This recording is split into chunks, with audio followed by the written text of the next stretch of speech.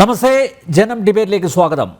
മുഖ്യമന്ത്രി പിണറായി വിജയനാണോ കേരളത്തിൽ ആഭ്യന്തര വകുപ്പ് കൈയാളുന്നത്, അതോ അദ്ദേഹത്തിൻ്റെ പൊളിറ്റിക്കൽ സെക്രട്ടറി പി ശശിയോ? സംസ്ഥാന പോലീസ് മേധാവി ഷെയ്ഖ് ദർവേഷ് സാഹിബ് ADGP MR അജിത് കുമാറിനെതിരെ വിജിലൻസ് അന്വേഷണത്തിന് ശുപാർശ ചെയ്തിട്ടും ആ ഫയൽ എന്തുകൊണ്ട് ശശിയുടെ മേശപ്പുറത്ത് അന്തിയുറങ്ങി? ശശിക്കും Ajith കുമാറിനുമെതിരെ CPM സഹയാത്രികനായ MLA PV Anwar അടിക്കടി ഗുരുതര ആരോപണങ്ങൾ ഉന്നയിച്ചിട്ടും ഇരുവരും തൽസ്ഥാനങ്ങളിൽ തുടരുന്നത് എന്തുകൊണ്ട്? നമുക്ക് പരിശോധിക്കാം. BJP വക്താവ് യുവരാജ് ഗോകുൽ, LDF നേതാവ് advocate PM Suresh Babu, save Kerala forum general secretary advocate KM Shajahan എന്നിവ ചേരുന്നു. എല്ലാ അതിഥികളെയും ഈ സംവാദത്തിലേക്ക് സ്നേഹപൂർവ്വം സ്വാഗതം ചെയ്യുന്നു. ഒപ്പം പ്രേക്ഷകരെയും. Advocate PM Suresh Babu, super മുഖ്യമന്ത്രിയായി P ശശിയും സൂപ്പർ DGP-യായി MR അജിത് കുമാറും, അതല്ലേ ശരി?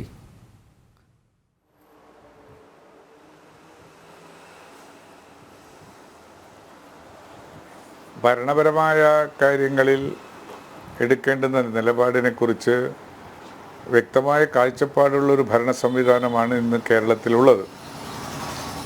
ആ ഭരണ സംവിധാനം ഏതൊക്കെ തരത്തിൽ എങ്ങനെയൊക്കെ ആക്ഷേപങ്ങളും ആരോപണങ്ങളും വരുമ്പോൾ അതിനെ നേരിടേണ്ടതുണ്ട്, അല്ലെ അതിനെ കൈകാര്യം ചെയ്യേണ്ടതുണ്ട് എന്നതിനെക്കുറിച്ചും അവർക്ക് വ്യക്തമായ ഒരു കാഴ്ചപ്പാടും ധാരണയും ഉള്ളതാണ്.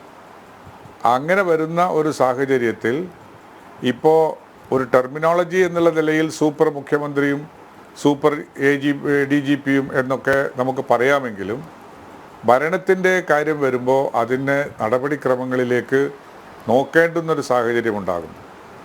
ഒരിക്കൽ പോലും നേരത്തെ സൂചിപ്പിച്ചതുപോലെ മുഖ്യമന്ത്രി കാണേണ്ട ഫയല് പൊളിറ്റിക്കൽ സെക്രട്ടറിക്ക് കാലാകാലമായി പിടിച്ചു വെക്കാനൊന്നും കഴിയില്ല. അങ്ങനെ പിടിച്ചു വെക്കുന്ന സമ്പ്രദായവുമില്ല, അങ്ങനെ പിടിച്ചു വെക്കേണ്ടതായ സാഹചര്യവുമില്ല. ആ പശ്ചാത്തലത്തിൽ വ്യക്തമായ ഒരു ധാരണയോടുകൂടി വിജിലൻസ് അന്വേഷണമാണ് DGP നിർദ്ദേശിച്ചതെങ്കിൽ ആ വിജിലൻസ് അന്വേഷണത്തിന് ഉത്തരവിടുന്ന ഒരു വസ്തുതയും കൂടെ നമ്മുടെ മുമ്പിലുണ്ട്. വിജിലൻസ് അന്വേഷണം നടക്കട്ടെ. ആ വിജിലൻസ് അന്വേഷണം നടക്കുമ്പോൾ ആ നടക്കുന്നതിനനുസരിച്ചുള്ള പ്രവർത്തനങ്ങളുമായി ബന്ധപ്പെട്ട് ഈ ഭരണകൂടത്തിൻ്റെ പ്രവൃത്തികളെയും ചെയ്തികളെയും നമുക്ക് വിശകലനം ചെയ്യാം. ഏതെങ്കിലും തരത്തിൽ കുറ്റവാളികളെ സംരക്ഷിക്കുന്നുണ്ട് എന്ന യാഥാർത്ഥ്യം നമ്മുടെ പരിഗണനയിലേക്ക് വരുന്ന സാഹചര്യമുണ്ടായാൽ ആ പരിഗണന ഒരിക്കലും ഫലവത്താകാൻ പോകുന്നില്ല, അല്ലെങ്കിൽ അത് ഫലവത്താകാൻ പാടില്ല. കുറ്റവാളികളായി തന്നെ സമൂഹത്തിൽ നിൽക്കണം. എന്നിട്ട് അവർ അതിന് അനുസരിച്ച ശിക്ഷ ഏറ്റുവാങ്ങണം. അത് നിയമപരമായ വ്യവസ്ഥയിലൂടെ തന്നെ ആയിരിക്കുകയും വേണം. അല്ലാതെ ഏതെങ്കിലും എക്സ്റ്റേണൽ ഏജൻസി, പുറത്തുള്ള ഏജൻസികൾ വിചാരണ ചെയ്ത് തീരുമാനിക്കുന്ന സാഹചര്യത്തിലേക്ക് ഒരു കുറ്റവാളിയെയും കൊണ്ടുപോകാൻ പാടില്ല. കേരളത്തിലെയും ഇന്ത്യയിലെയും 1000 കുറ്റവാളികളെ വെറുതെ വിട്ടാലും ഒരു നിരപരാധിയും ശിക്ഷിക്കപ്പെടരുത് എന്ന തത്വം അനുസരിക്കുന്ന ഒരു രാഷ്ട്രത്തിന് മുമ്പിൽ ആരെങ്കിലും ആക്ഷേപങ്ങൾ ഉന്നയിക്കുമ്പോൾ ആ ആക്ഷേപം ശരിയാണ് എന്ന് രാഷ്ട്രീയമായ കാരണങ്ങളാൽ വിലയിരുത്തി ആ രാഷ്ട്രീയ കാരണത്തിൻ്റെ പേരിൽ അവരെ കുരിശിലേറ്റുന്ന സമീപനം പാടില്ല. ഈ പറയുന്ന ഒരു കാരണം കൊണ്ടും ADGP-യുടെ സമീപനത്തെയോ മറ്റാരുടെയെങ്കിലും സമീപനത്തെയോ ന്യായീകരിക്കുന്നു എന്ന് അങ്ങ് നാളെ കുറച്ച് കഴിഞ്ഞാൽ പറയരുത്. ഞാനങ്ങനെ ന്യായീകരിക്കുന്നില്ല. മറിച്ച് ആരെങ്കിലും ഏതെങ്കിലും വ്യക്തികളോ സമൂഹമോ ഇഷ്ടപ്പെടുന്നതിനനുസരിച്ച്, ആവശ്യപ്പെടുന്നതനുസരിച്ച്, ആഗ്രഹിക്കുന്നതിനനുസരിച്ച് ഈ ഒരാളെ കുറ്റവാളിയായി പ്രഖ്യാപിക്കുന്ന നിയമപരമല്ലാത്ത മാർഗത്തെ ഒരു ജനാധിപത്യ രാജ്യത്ത് നമുക്ക് അംഗീകരിക്കാൻ കഴിയില്ല. അതുകൊണ്ട് ഈ വിജിലൻസ് അന്വേഷണം നടക്കുന്ന ഒരു സാഹചര്യത്തിൽ, DGP ആവശ്യപ്പെട്ട പോലെയുള്ള വിജിലൻസ് അന്വേഷണം നടക്കുന്ന ഒരു സാഹചര്യത്തിൽ അത് നടത്തട്ടെ. അത് നടക്കുമ്പോൾ അതിനനുസരിച്ചിട്ടുള്ള പ്രക്രിയകളിലേക്ക് നമുക്ക് കടക്കാം. അതുകൊണ്ട് സൂപ്പർ മുഖ്യമന്ത്രിയായിട്ടും സൂപ്പർ DGP-ആയിട്ടും ഒരാളെ കാണാൻ നമുക്ക് കഴിയില്ല. അതൊരു ആലങ്കാരിക ഭാഷ എന്ന നിലയിൽ അതിനെ പരിഗണിക്കാൻ പാടുള്ളൂ എന്നാണ് എൻ്റെ അഭിപ്രായം. അഡ്വക്കേറ്റ് PM സുരേഷ് ബാബു, ഈ ആരോപണങ്ങളും ആക്ഷേപങ്ങളും ഉന്നയിക്കുന്നത് കോൺഗ്രസിൻ്റെയോ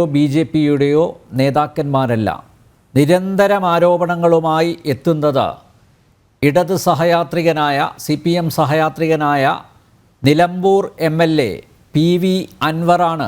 ഇന്നും അദ്ദേഹം വാർത്താസമ്മേളനം നടത്തി പറഞ്ഞു, ഫയൽ പിടിച്ചു വെച്ചു, P ശശി ഫയൽ പിടിച്ചു വെച്ചു. ഇന്നത്തെ ദേശാഭിമാനി പത്രത്തിലെ വാർത്തയിൽ ഇന്നലെയാണ് മുഖ്യമന്ത്രി ഇതേക്കുറിച്ച് അറിയുന്നത്. അപ്പോൾ തന്നെ തീരുമാനം എടുത്തു എന്നാണ് പറയുന്നത്. അപ്പോൾ സംസ്ഥാന പോലീസ് മേധാവി ശുപാർശ നൽകിയിട്ട് കുറച്ച് ദിവസങ്ങളായി. അപ്പോൾ ആ ഫയൽ എവിടെ പോയി? ആക്ഷേപം ഉന്നയിക്കുന്നത്, ഒരിക്കൽ കൂടി ആവർത്തിക്കുന്നു, ആക്ഷേപം ഉന്നയിക്കുന്നത് കോൺഗ്രസിൻ്റെയോ BJPയുടെയോ നേതാക്കന്മാരല്ല, PV അൻവർ MLA ആണ്.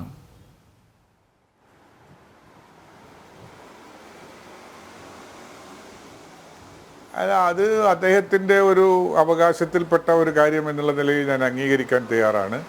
പക്ഷേ PV അൻവർ MLA അക്കാര്യം പറഞ്ഞതുകൊണ്ട് മാത്രമായി അതിന് ഏതെങ്കിലും തരത്തിലൊരു പ്രത്യേക പരിഗണന ആവശ്യമുണ്ട് എന്നെനിക്ക് തോന്നുന്നില്ല.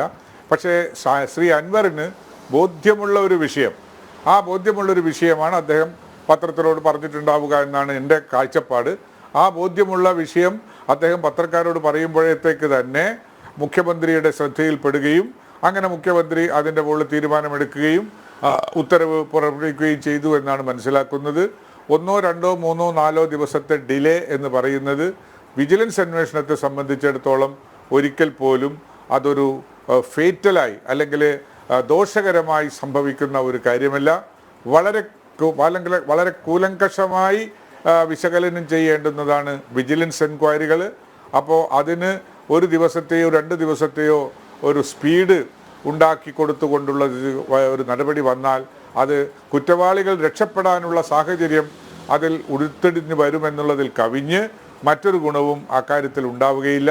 മറിച്ച് ശ്രദ്ധയോടുകൂടിയ, വളരെ പരിണിതപ്രജ്ഞരായ ആളുകളെ വെച്ച് ശ്രദ്ധയോടുകൂടിയ ഒരു അന്വേഷണമാണ് ആവശ്യമുള്ളത്. അതിന് ശ്രീ ശശിയുടെ മുൻപിലേക്ക് ഈ റിപ്പോർട്ട് വന്നിട്ട് താമസം വന്നിട്ടുണ്ടെങ്കിൽ അത് എനിക്ക് കൃത്യമായിട്ട് എന്നാണ് അദ്ദേഹത്തിൻ്റെ മുന്നിൽ ഈ കാര്യങ്ങൾ എത്തിയിട്ടുള്ളത് എന്നറിയില്ല. അങ്ങനെ ഉണ്ടെങ്കിൽ ആ ഉണ്ടാകുന്നതിനെക്കുറിച്ച് മുഖ്യമന്ത്രി അന്വേഷിക്കും. അല്ല, കൂടുതലായിട്ട് ഞങ്ങളെപ്പോലെയുള്ള ആളുകളുടെ അന്വേഷണങ്ങളും കൂടി ആവശ്യമുണ്ട് എന്ന് വരുന്ന സാഹചര്യത്തിൽ അതുകൂടി ചെയ്തുകൊണ്ട് തന്നെ ഒരു തരത്തിലും ഒരു കുറ്റവാളിയെ അല്ലെങ്കിൽ തെറ്റ് ചെയ്തിട്ടുള്ള ആളെ ആ തെറ്റിൻ്റെ ഭാഗമായി സംരക്ഷിക്കുന്ന ഒരു സാഹചര്യം ഉണ്ടാവുകയില്ല എന്നാണ് ഞാൻ വിചാരിക്കുന്നത്. യെസ്, യുവരാജ് ഗോകുൽ, P ശശിയാണ് ആഭ്യന്തരമന്ത്രി, P ശശി തന്നെയാണ് സൂപ്പർ മുഖ്യമന്ത്രി. അങ്ങനെ സംശയിച്ചാൽ ആ സംശയിക്കുന്നവരെ കുറ്റം പറയാൻ പറ്റുമോ? നിലവിലുള്ള സാഹചര്യങ്ങൾ ഒന്ന് സസൂക്ഷ്മം നിരീക്ഷിച്ചാൽ, ഒന്ന് സാഗൂതം പരിശോധിച്ചാൽ നമുക്കും തോന്നില്ലേ ഇവിടെ ആഭ്യന്തര വകുപ്പ് കൈകാര്യം ചെയ്യുന്നത്, കൈയാളുന്നത് P ശശിയാണെന്ന് വ്യക്തമായിട്ട് ഏത് സാധാരണക്കാരനും മനസ്സിലാവും. അപ്പോൾ അൻവറിനെയും കുറ്റം പറയാൻ പറ്റില്ല അല്ലേ?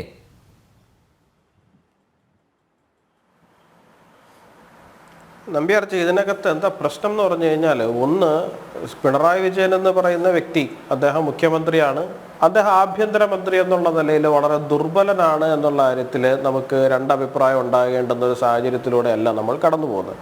ഇതിനു മുമ്പ് ഭരണപരമായ പല പാളിച്ചകളും ആഭ്യന്തര വകുപ്പിന്റെ വിഷയങ്ങളിൽ, പല നിർണായകമായ കേസുകളിലും കുറ്റവാളികൾ രക്ഷപ്പെടുന്നതുൾപ്പെടെ നമ്മൾ കണ്ടിട്ടുണ്ടെങ്കിലും അന്നൊക്കെയും ആഭ്യന്തര വകുപ്പിന്റെ പരാജയം എന്ന് തന്നെ നമ്മൾ പറഞ്ഞെങ്കിലും ഇപ്പോൾ വളരെ ഡയറക്റ്റ് ആയിട്ടുള്ള ഒരു അറ്റാക്കാണ് മുഖ്യമന്ത്രിയുടെ ഓഫീസിന് നേരെ സംഭവിച്ചുകൊണ്ടിരിക്കുന്നത്. ആദ്യമായിട്ടല്ല ഈ അറ്റാക്ക് വരുന്നത്.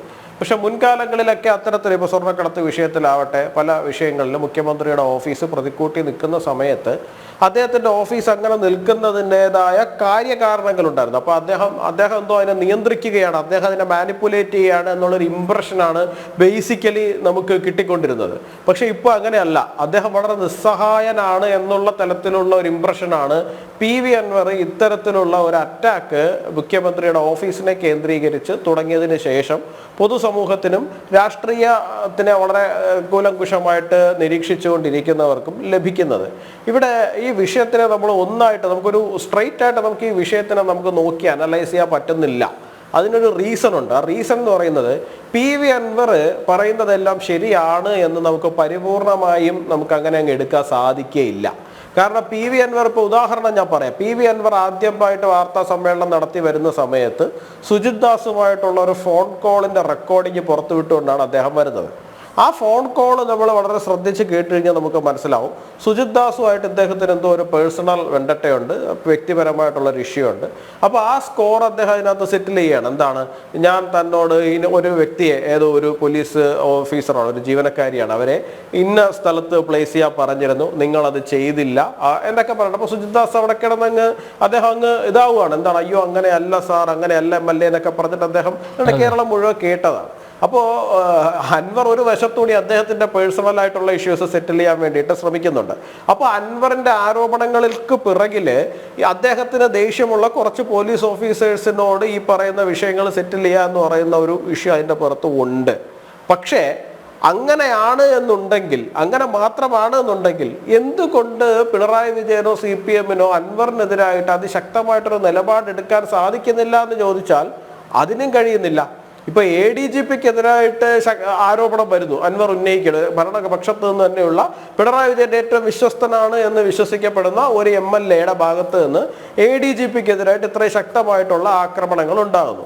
ആ ആക്രമണങ്ങളിൽ അദ്ദേഹം ADGP-യെ സംരക്ഷിക്കുന്നതായിട്ടാണ് കാണുന്നത്. മുഖ്യമന്ത്രി ADGP-ക്കെതിരായിട്ട് നിലപാടൊന്നും എടുക്കുന്നില്ല. അതേസമയം തന്നെ PV അൻവർ ഇത്തരത്തിലുള്ള ആക്രമണങ്ങൾ നടത്തുന്ന സമയത്ത് PV അൻവറിനെതിരെ അദ്ദേഹം മിണ്ടുന്നില്ല. അതാണ് ഞാൻ ആദ്യമേ പറഞ്ഞത്, പിണറായി വിജയൻ എന്ന് പറയുന്ന ആഭ്യന്തരമന്ത്രി കേരളം കണ്ട ഏറ്റവും ദുർബലനായ ആഭ്യന്തരമന്ത്രിയാണ് എന്നുള്ള മെസ്സേജാണ് അദ്ദേഹം ഇതിലൂടെ കൊടുത്തുകൊണ്ടിരിക്കുന്നത്. ഇതിനകത്ത് അത് മാത്രമല്ല മെസ്സേജ് വരുന്നത്. ഇതിൻ്റെ അകത്തുള്ള മെസ്സേജ് എന്ന് പറഞ്ഞു കഴിഞ്ഞാൽ മുഖ്യമന്ത്രി ADGP-യുമായി ബന്ധപ്പെട്ടിട്ടും മുഖ്യമന്ത്രി PV അൻവറുമായിട്ട് ബന്ധപ്പെട്ടിട്ടും ഒരുപാട് കള്ളത്തരങ്ങൾ ചെയ്തിട്ടുണ്ട്. ആ കള്ളത്തരങ്ങളിൽ നിന്ന് ലഭിച്ച കാര്യങ്ങളൊക്കെ അദ്ദേഹത്തിന്റെ മടിയിൽ അദ്ദേഹം കിഴിയായിട്ട് കെട്ടിവെച്ചിട്ടുണ്ട്. മുഖ്യമന്ത്രി സ്ഥിരമായിട്ട് 6 മണിക്ക് വന്ന് പഴഞ്ചൊല്ല് പറഞ്ഞ് രസിക്കാറുണ്ടായിരുന്നു, എന്താണ്, മടിയിൽ കനമുള്ളവന് ഭയന്നാ മതി എന്നുള്ള കാര്യം. അപ്പോൾ മുഖ്യമന്ത്രി ഇപ്പോൾ ഭയത്തിലാണ് എന്നുള്ള കാര്യത്തിൽ കേരളത്തിൽ ആർക്കെങ്കിലും, കമ്മ്യൂണിസ്റ്റുകാർക്ക് പോലും സംശയം ഉണ്ടാവുമെന്ന് എനിക്ക് തോന്നുന്നില്ല. അതിന്റെ കാരണം അദ്ദേഹത്തിന്റെ മടിയിലുള്ള ആ കനം തന്നെയാണ്. ആ കനത്തിന്റെ ഒരു പകുതി സമ്പാദിച്ചു കൊടുത്തിരിക്കുന്ന അൻവറായിരിക്കും, ഒരു പകുതി സമ്പാദിച്ചു കൊടുത്തിരിക്കുന്നത് ADGP ആയിരിക്കും എന്നാണ് ഞാൻ മനസ്സിലാക്കുന്നത്. അപ്പൊ അൻവറിന് ഈ വിഷയം മനസ്സിലായത് കൊണ്ട് തന്നെ ADGP-ക്ക് എന്തൊക്കെയോ മുഖ്യമന്ത്രിയെ നിർത്തി കളിക്കാൻ പറ്റുന്ന കുറച്ച് കാര്യങ്ങൾ ADGP-യുടെ കയ്യിലുണ്ട് എന്ന് മനസ്സിലായത് കൊണ്ട് തന്നെ അൻവർ റൂട്ട് മാറ്റി. ഇപ്പോൾ ADGP എന്തുകൊണ്ടാണ് പ്രതിരോധത്തിലായത്? ADGP പ്രതിരോധത്തിലായത് ഒരിക്കലും അൻവർ പറഞ്ഞിരിക്കുന്ന വെളിപ്പെടുത്തലുകളുടെ അല്ലെങ്കിൽ അൻവറിന്റെ പരാതിയുടെ ബേസിലോ അല്ല. കാരണം അതൊക്കെ നിയമപരമായിട്ട് ഈ പറയുന്ന പോലെ ജുഡീഷ്യൽ അന്വേഷണമോ അല്ലെങ്കിൽ വാട്ടവർ ഏതെങ്കിലുമൊക്കെ ഒരു അന്വേഷണം കഴിഞ്ഞിട്ട് തെളിയിക്കപ്പെടേണ്ടതായിട്ടുള്ള കാര്യങ്ങൾ മാത്രമാണ്. അപ്പോൾ ADGP പ്രതിരോധത്തിൽ പോയത് VD സതീശൻ വന്നിട്ട് ഒരു ഉണ്ടയില്ല വെടി പൊട്ടിച്ചതോടുകൂടിയാണ്. എന്താണ്, RSS-ന്റെ ആരോ അല്ല ദത്താത്രേയ ഹൊസബലയെ ഇദ്ദേഹം കണ്ടു എന്ന് പറയും. ഉടൻ തന്നെ അദ്ദേഹത്തിനൊരു കാര്യം മനസ്സിലായി, ഇവിടുത്തെ മാധ്യമങ്ങൾ മുഴുവൻ അതിന്റെ പിറകെ പോയി അതിന്റെ ഒരു മഹാപരാധമായിട്ട്, ഒരു ചെറിയ വിഷയമാണ്, അതിനെ പർവ്വതീകരിച്ച് വേറൊരു തലത്തിൽ അവതരിപ്പിക്കുന്ന വിഷയം ഉണ്ടായി. അപ്പൊ ഇത്തരത്തിലേക്ക് ആരോപണത്തിന്റെ ട്രാക്ക് മാറ്റിവിട്ട് കഴിഞ്ഞാൽ എന്താണ്, അദ്ദേഹത്തിന് സ്കോർ സെറ്റിൽ ചെയ്യാനുള്ള പോലീസുകാർ ആരൊക്കെയാണോ അവരെയൊക്കെ ഡിഫൻസിലാക്കാം എന്നൊരു തന്ത്രം PV അൻവർ കണ്ടുപിടിച്ചു. അപ്പൊ കണ്ടുപിടിച്ചതിന്റെ അടിസ്ഥാനത്തിലാണ് അദ്ദേഹം പിന്നീട് ആരോപണത്തിന്റെ ട്രാക്ക് അങ്ങോട്ടേക്ക് മാറ്റിക്കൊണ്ടുവന്നിരിക്കുന്നത്. അപ്പൊ ഈ ഗോൾ പോസ്റ്റ് മാറ്റുന്നത് പോലെ ആരോപണത്തിന്റെ ട്രാക്കുകൾ മാറ്റുന്നു. അപ്പൊ PV അൻവർ ഉന്നയിക്കുന്ന ആരോപണങ്ങൾ മുഴുവൻ ശരിയാണോ എന്ന് ചോദിച്ചു കഴിഞ്ഞാൽ ശരിയല്ല. എന്നാൽ PV അൻവർ ഉന്നയിക്കുന്ന ആരോപണങ്ങൾ ശരിയല്ലെങ്കിൽ എന്തുകൊണ്ട് അദ്ദേഹത്തിനെതിരെ നടപടി എടുക്കുന്നില്ല എന്ന് ചോദിച്ചു കഴിഞ്ഞാൽ അതിന് ഉത്തരവില്ല. അദ്ദേഹത്തിനൊരു പരസ്യശാസനയെങ്കിലും കൊടുക്കാൻ വേണ്ടിയിട്ട്, ശക്തമായൊരു താക്കീതെങ്കിലും കൊടുക്കാൻ വേണ്ടിയിട്ട് ഇവർ തയ്യാറാകേണ്ടതല്ലേ? അതും തയ്യാറാകുന്നില്ല. അപ്പൊ ഇതെന്താണ് കേരള പൊളിറ്റിക്സിൽ ഇപ്പോൾ സംഭവിച്ചുകൊണ്ടിരിക്കുന്നത്? അല്ല, അതാണ് ഈ പരസ്പരം ചളിവാരി എറിയുന്നു, അതും ഈ ഉന്നത പദവികൾ അലങ്കരിക്കുന്നവ. നോക്കൂ, ADGP MR അജിത് കുമാർ അദ്ദേഹം DGP-ക്ക് മൊഴി കൊടുത്തതിൽ കൃത്യമായിട്ട് പറയുന്നുണ്ട്, അൻവർ ഈ കൊള്ളക്കാരുടെ, സ്വർണ്ണക്കടത്തുകാരുടെ ആ ലോബിയുടെ തലവനാണ്, നായകനാണ് എന്ന് പറയുന്നു. വിശിഷ്യ കോഴിക്കോട്ടെ ഈ സ്വർണ്ണക്കടത്ത്, അതിനൊക്കെ വലിയൊരു ഒരു അറുതി ഉണ്ടാക്കാൻ തനിക്ക് സാധിച്ചു. അതിൻ്റെ ചുരുക്കാണ്, അതിൻ്റെ ആ ഒരു അസംതൃപ്തി ആണ് അൻവർ പ്രകടിപ്പിക്കുന്നത് എന്നാണ് അദ്ദേഹം കൊടുത്ത മൊഴിയിൽ പ്രധാനമായി നമ്മൾ നോക്കിക്കാണേണ്ടത്. അതാണ്. അപ്പോൾ അൻവർ ഒരു അധോലോക നായകനാണെന്ന് ക്രമസമാധാന ചുമതലയുള്ള ADGP തന്നെ സംസ്ഥാന പോലീസ് മേധാവിക്ക് നൽകിയ മൊഴിയിൽ പറയുന്നു. അൻവർ തന്നെ പരസ്യമായിട്ട് പറയുന്നു ഞാൻ ഫോൺ ചോർത്തിയിട്ടുണ്ട് എന്ന്. അൻവർ പറയുന്നു ADGP MR അജിത് കുമാർ മന്ത്രിമാരുടെ അടക്കം ഫോൺ ചോർത്തിയിട്ടുണ്ട് എന്ന് പറയുന്നു. അൻവർ ഇന്ന് പറയുന്നു, അതായത് സമാന്തരമായിട്ടുള്ള ഒരു അന്വേഷണ സംവിധാനവുമായിട്ട് ADGP MR അജിത് കുമാർ മുന്നോട്ട് പോകുന്നു എന്ന് പറയുന്നു. അപ്പോൾ നോക്കൂ, ഈ നാട്ടിൽ എന്താ നടക്കുന്നത്? ഇപ്പോൾ എങ്ങനെ പോലീസിൽ എങ്ങനെ വിശ്വസിക്കും? സാധാരണക്കാർ എങ്ങനെ വിശ്വസിക്കും? ഒരു ഉളുപ്പവും ഇല്ലാത്ത രീതിയിലല്ലേ, അങ്ങനെയുള്ള കളികളല്ലേ നമ്മൾ കണ്ടുകൊണ്ടിരിക്കുന്നത് ദിവസവും. അപ്പോൾ ഇതിനൊക്കെ ഈ സാധാരണക്കാരുടെ സംശയങ്ങൾക്കൊരു അറുതി വരുത്തണമെങ്കിൽ സുതാര്യമായ സത്യസന്ധമായ അന്വേഷണം നടക്കണം. അതാവട്ടെ നടക്കുന്നുമില്ല. ഇടതുമുന്നണിയിലെ പ്രധാന ഘടകകക്ഷിയായ CPI ആവർത്തിച്ചവർ പറയുന്നു ADGP സ്ഥാനത്ത് നിന്ന് MR അജിത് കുമാറിനെ മാറ്റണമെന്ന്. മുഖ്യമന്ത്രി പിണറായി വിജയൻ ചെവിക്കൊള്ളുന്നില്ല, അദ്ദേഹം അത് കേൾക്കുന്നേയില്ല. അപ്പോൾ നോക്കൂ, ഇതെല്ലാം ഒരു കറക്ക് കമ്പനി, ഇവരുടെ കൈകളിലാണ് കേരളത്തിൻ്റെ ഭരണം. അപ്പോൾ നമ്മൾ ഇതൊക്കെ കാണുന്ന നമ്മൾ വിഡ്ഢികളല്ലേ? ഇപ്പോൾ താങ്കൾ പറഞ്ഞതിനോട് 100% യോജിക്കുന്നു. PV അൻവർ, അദ്ദേഹത്തിന് ക്രിമിനൽ പശ്ചാത്തലമുണ്ട്, അദ്ദേഹം പല നിയമങ്ങളും ലംഘിച്ചിട്ടുണ്ട്, അതിൻ്റെ ഉദാഹരണങ്ങളൊക്കെ നമ്മുടെ മുന്നിലുണ്ട്. അതുകൊണ്ട് തന്നെ അദ്ദേഹം പറയുന്നതിനെ 100% വിശ്വാസത്തിലെടുക്കുന്നില്ല. പക്ഷേ എങ്കിലും ഇടത് MLA ആണ്, ആ ഇടത് MLA ആണ് വളരെ ശക്തമായിട്ടുള്ള ആരോപണങ്ങൾ, അതായത് ദാവൂദ് ഇബ്രാഹിമുമായിട്ടാണ് താരതമ്യം ചെയ്തത് ക്രമസമാധാന ചുമതലയുള്ള ADGP MR അജിത് കുമാറിൻ്റെ. എന്നിട്ട് പോലും ഒരു നടപടി ഉണ്ടാകുന്നില്ല. അജിത് കുമാറിനെതിരെ നടപടിയില്ല. ഇതിന് എല്ലാ അനുഗ്രഹാശിസുകൾ നൽകുന്ന P ശശിക്കെതിരെ നടപടിയില്ല. ഈ ഫോൺ ചോർത്തിന്ന് സ്വയം വിളിച്ചു പറഞ്ഞ അൻവറിനെതിരെ നടപടിയില്ല. ഇത് എങ്ങോട്ടാണ് നമ്മുടെ നാട് നീങ്ങുന്നത് യുവരാജ്? അല്ല, അത് തന്നെയാണ് നമ്പ്യാർജി ഞാനും പറയുന്നത്. എനിക്കിത് മനസ്സിലാകുന്നില്ല. കാരണം ഇതിനകത്ത് രണ്ട് പേര് തമ്മിലൊരു പ്രശ്നം ഉണ്ടാകുന്ന സമയത്ത് സ്വാഭാവികമായിട്ടും ഏതെങ്കിലും ഒരു പക്ഷം പറയുന്നതാണ് ശരി, അല്ലെങ്കിൽ ഒരു പക്ഷം പറയുന്നതാണ് തെറ്റ് എന്നുണ്ടെങ്കിൽ ആ തെറ്റ് പറയുന്ന പക്ഷത്തിനെതിരായിട്ട് ശക്തമായിട്ടുള്ള നടപടി ഉണ്ടാകണം. അല്ലെങ്കിൽ ശരി പറയുന്ന ഒരു പക്ഷത്തിനെ സംരക്ഷിച്ചു പിടിക്കുന്നത് കാണണം. ഇത് രണ്ടു കൂട്ടരെയും സംരക്ഷിച്ചു പിടിക്കുന്നു, രണ്ടു കൂട്ടരെയും തള്ളിപ്പറയാൻ തയ്യാറാകുന്നില്ല.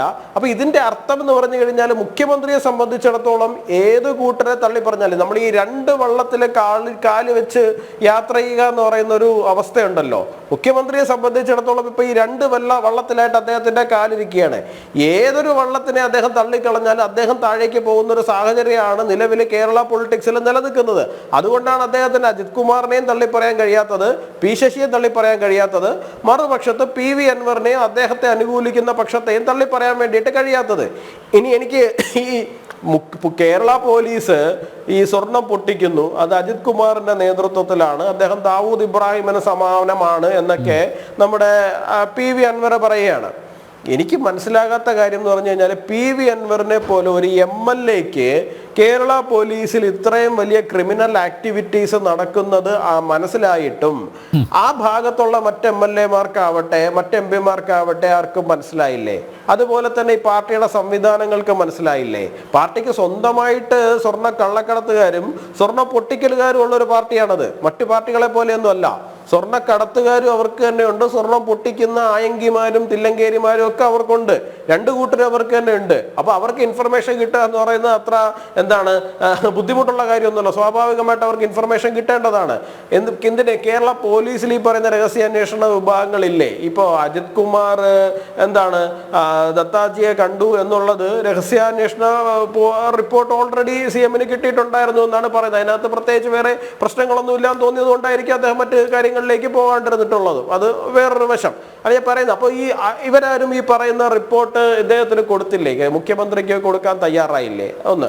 ഇനി രണ്ട് എന്ന് പറയുന്നത് ഈ സ്വർണം കടത്തിക്കൊണ്ടുവരുന്നവരുടെ സ്വർണം ഈ വേറെ കുറച്ച് കള്ളന്മാരെ നിന്ന് പൊട്ടിക്കുന്നതായിരുന്നു കുറെ കാലമായിട്ട് കേരളത്തിൽ കണ്ടുകൊണ്ട് നിന്നിരുന്ന ഒരു പ്രോസസ്സ് എന്ന് പറയുന്നത്.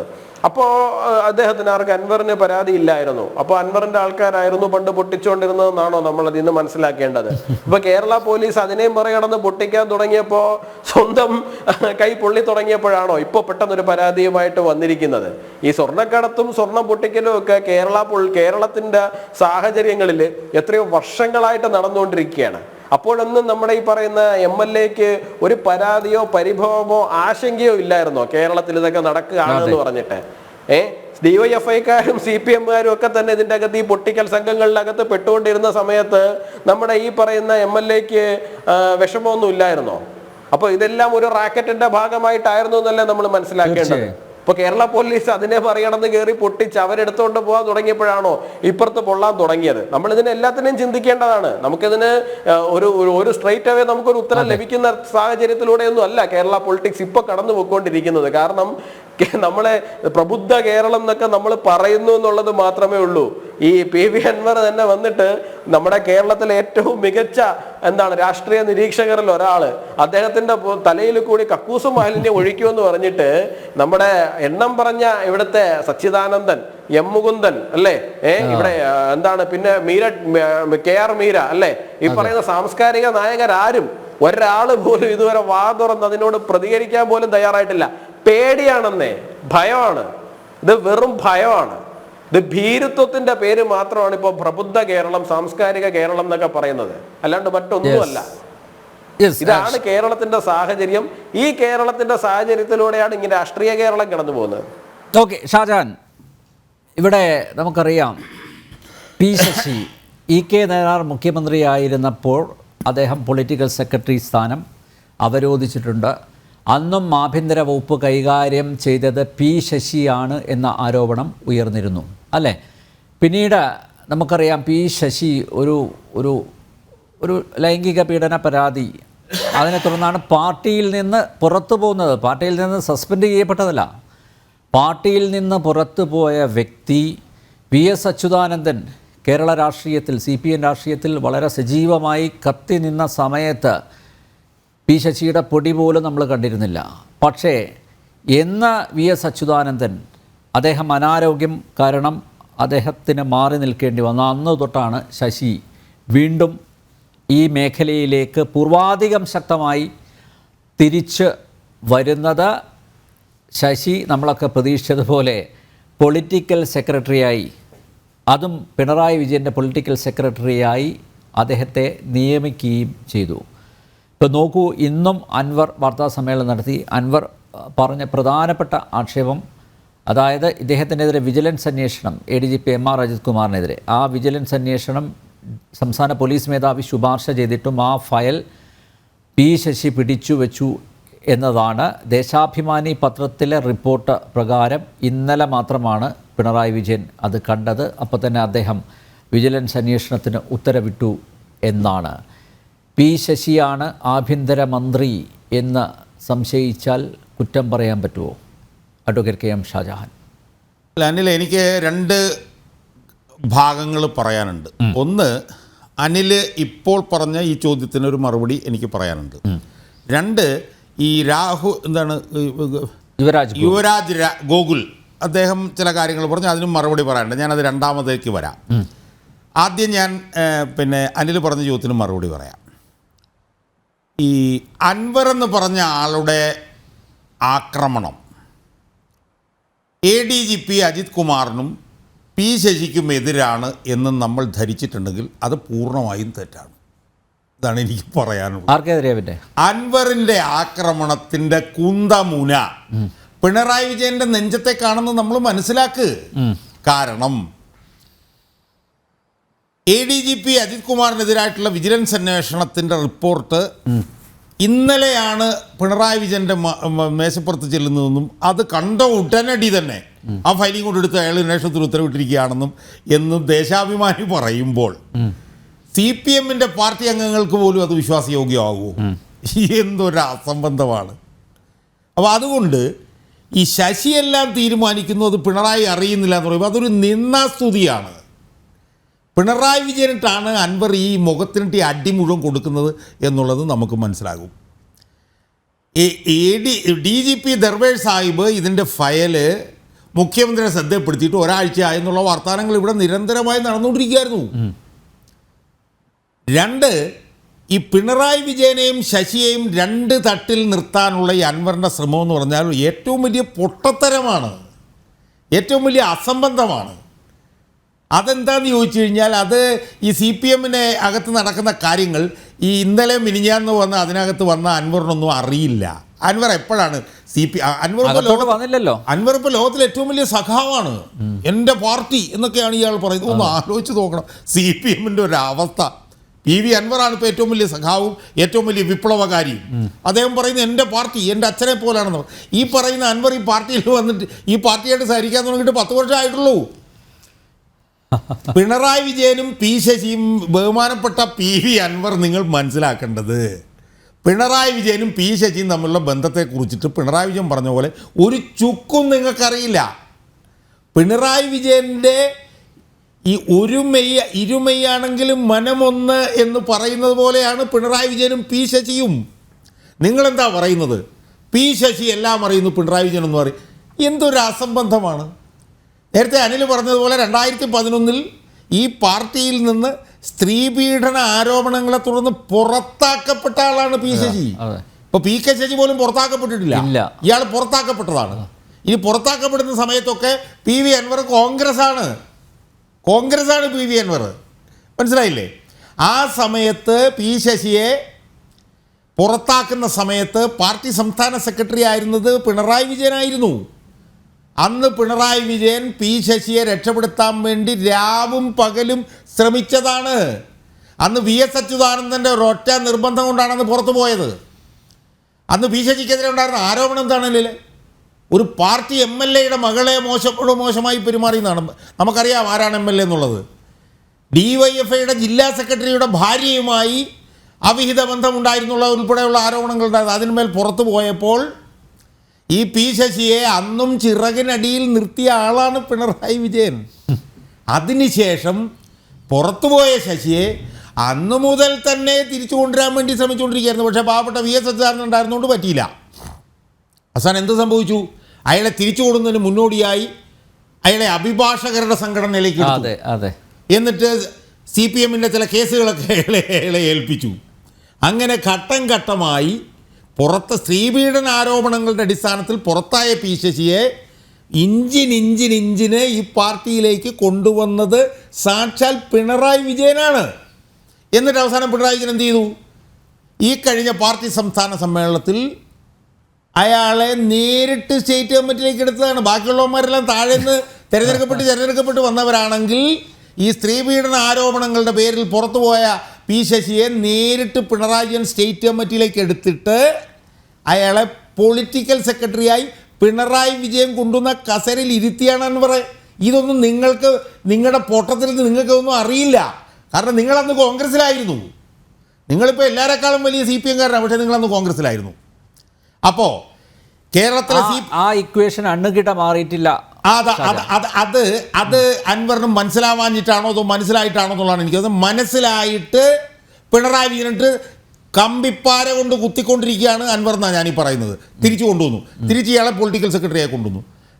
ഞാൻ ചോദിക്കുന്നത്, ഈ പാർട്ടിക്കകത്ത് പൊളിറ്റിക്കൽ സെക്രട്ടറി ആവാനായിട്ട് ഇത്രയും ഒരു വൃത്തികെട്ടവൻ മാത്രമേ ഉള്ളൂ? ഞാൻ ചോദിക്കുന്നത്, സ്ത്രീപീഡന ആരോപണങ്ങളുടെ പേരിൽ പുറത്തുപോയ അയാളെക്കുറിച്ചിട്ടുള്ള അതിദയനീയമായിട്ടുള്ള 100 കണക്കിന് കാര്യങ്ങളൊന്നും നമുക്കിവിടെ പറയാൻ പറ്റില്ല. കാരണം നമ്മൾ പിന്നെ നമുക്ക് ഒരാഴ്ച ഭക്ഷണം കഴിക്കാൻ പറ്റില്ല. നമുക്ക് അത്രയ്ക്ക് മലീമസമായിട്ടുള്ള ലൈംഗിക പീഡന കഥകളുള്ള ആളെ ഉളുപ്പുമില്ലാതെ പൊളിറ്റിക്കൽ സെക്രട്ടറി ആയിട്ട് അവിടെ കൊണ്ടുവന്ന് ഇരുത്തിയത് എന്തിനാണ്? പിണറായി വിജയൻ്റെ ഇതുപോലുള്ള അവിഹിതമായിട്ടുള്ള നിലപാടുകളെല്ലാം നടപ്പിലാക്കാൻ ഇന്ന് പാർട്ടിക്കകത്ത് അയാൾക്ക് ഏറ്റവും കൂടുതൽ വിശ്വസിക്കാൻ കഴിയുന്ന ആൾ ശശിയാണ് എന്നുള്ളത് കൊണ്ടാണ് അയാളെ അവിടെ കൊണ്ടുവന്ന് ഇരുത്തിയത്. ഈ നേഴ്സറി പിള്ളേർക്ക് മനസ്സിലാവുന്ന കാര്യം ഈ പൊട്ടന് മനസ്സിലായില്ലെങ്കിൽ പിന്നെ അയാൾ എന്ത് യുദ്ധമാണ് ഇവിടെ നടത്തിക്കൊണ്ടിരിക്കുന്നത്? അയാൾ മലനിരുന്നുകൊണ്ട് പച്ച തെറി വിളിക്കാനല്ലാതെ അയാൾക്ക് എന്തറിയാൻ പറ്റുമോ? അയാൾക്ക് അവിടെ നിൽക്കട്ടെ. അപ്പോൾ അതുകൊണ്ട് ഇവർ രണ്ടുപേരും ഒന്നാന്ന് ഇയാൾ അറിയാഞ്ഞിട്ടല്ലെന്നാണ് ഞാൻ പറഞ്ഞത്. ഇയാൾ പിണറായിക്കിട്ടാണ് അടിച്ചുകൊണ്ടിരിക്കുന്നതെന്നാണ് ഞാൻ പറയുന്നത്. അപ്പോൾ അതുകൊണ്ട് ആ പൊക്കിൽ കൊടി ബന്ധമാണ് അവിടെ ഉള്ളത്. അതുകൊണ്ട് ശശിക്കെതിരെ നടത്തുന്ന ഓരോ അടിയും പിണറായി വിജയൻ്റെ കരണക്കുറ്റിക്കിട്ടാണ് കൊള്ളുന്നത് എന്ന് നമുക്കെല്ലാവർക്കും മനസ്സിലാവും. അൻവർ മനസ്സിലായില്ല എന്ന് പറയുന്നു, പക്ഷേ അൻവറിനും അത് മനസ്സിലാകുകയും അത് അൻവർ ആസ്വദിക്കുകയും ചെയ്യുന്നുണ്ട് എന്നാണ് ഞാൻ മനസ്സിലായിക്കൊണ്ടിരിക്കുന്നത്. അതൊരു ഭാഗം. രണ്ടാമത്തെ ഭാഗത്ത് BJPയുടെ യുവരാജ് ഗോകുൽ ഇവിടെ വളരെ സവിസ്തരം കാര്യങ്ങളൊക്കെ പറഞ്ഞു. എനിക്ക് കൊള്ളാം, എനിക്ക് ഇഷ്ടപ്പെട്ടു. ഞാൻ ചോദിക്കുന്ന ചോദ്യം ഈ യുവരാജ് ഗോകുലിനോട്, ഈ യുവരാജ് ഗോകുൽ ആരെയാണ് പ്രതിനിധീകരിക്കുന്നത്? കേന്ദ്ര ഗവൺമെൻറ്റിനാണ് പ്രതിനിധീകരിക്കുന്നത്. കേന്ദ്ര ഗവൺമെൻറ് 3-ാം തവണ അവിടെ അധികാരത്തിൽ സർവ്വ അധികാരങ്ങളോടും കൂടി നരേന്ദ്രമോദി അവിടെ പ്രധാനമന്ത്രിയായി ഇരിക്കുകയാണ്. ഞാൻ ചോദിക്കുന്നത്, ഈ യുവരാജ് ഗോകുലിൻ്റെ പാർട്ടിക്ക് ഇതിനകത്തൊരു റോളും ഇല്ലേ? ഇപ്പോൾ സ്വർണം പൊട്ടിക്കലിനെ കുറിച്ചും സ്വർണം കള്ളക്കടത്തിനെ കുറിച്ചുമൊക്കെ യുവരാജ് ഗോകുൽ വളരെ ആവേശഭരിതനായിട്ട് പറഞ്ഞല്ലോ. എന്താണ് PV അൻവർ പറഞ്ഞത്? സുജിത് ദാസ് എന്ന് പറഞ്ഞവൻ നേരത്തെ കസ്റ്റംസിലായിരുന്നു, അവൻ്റെ സുഹൃത്തുക്കളെ മുഴുവൻ കസ്റ്റംസിലിരിക്കുകയാണ്. കസ്റ്റംസ് ഉദ്യോഗസ്ഥന്മാരുമായിട്ട് ഒത്തുകളിച്ചുകൊണ്ടാണ് ഇയാൾ ഈ സ്വർണ്ണക്കള്ളക്കടത്ത് മുഴുവൻ നടത്തുന്നത് എന്നല്ലേ PV അൻവർ പറഞ്ഞത്? ആ കസ്റ്റംസ് ആരുടെ കീഴിലാണ്? കേന്ദ്ര ഗവൺമെൻറ് കീഴിലല്ലേ? ഈ സ്വർണം പൊട്ടിക്കലും സ്വർണ്ണക്കള്ളക്കടത്തും ഒക്കെ ആയി ബന്ധപ്പെട്ടുകൊണ്ട് കേന്ദ്ര ഗവൺമെൻറ് ഒരു റോളും ഇല്ലേ ഗോകുലെ? ഞാൻ ചോദിക്കട്ടെ, ഒരു റോളും ഇല്ലേ? 2, ആരെക്കുറിച്ചിട്ടാണ് ആരോപണം? ADGP അജിത് കുമാറിനെ കുറിച്ചിട്ടല്ലേ? അയാൾ IPS ഉദ്യോഗസ്ഥനല്ലേ? അയാൾ കേന്ദ്ര സർവീസിലുള്ള ഉദ്യോഗസ്ഥനല്ലേ?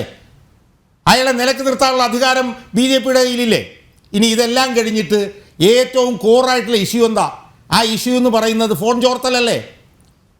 ആ ഫോൺ ചോർത്തി കഴിഞ്ഞാൽ അവനെ ചെവിക്ക് പിടിച്ച് പൊക്കാനുള്ള അധികാരങ്ങൾ കേന്ദ്ര ഗവൺമെൻറ്റിൽ ഇരിക്കുകയല്ലേ? ഇവിടെ അന്വേഷിച്ച് കഴിഞ്ഞാൽ ഇവിടെ എന്ത് സംഭവിക്കാനാണ് പോകുന്നത്? ഇവിടെ എല്ലാം ഒരു കൂട്ടുകക്ഷിയല്ലേ?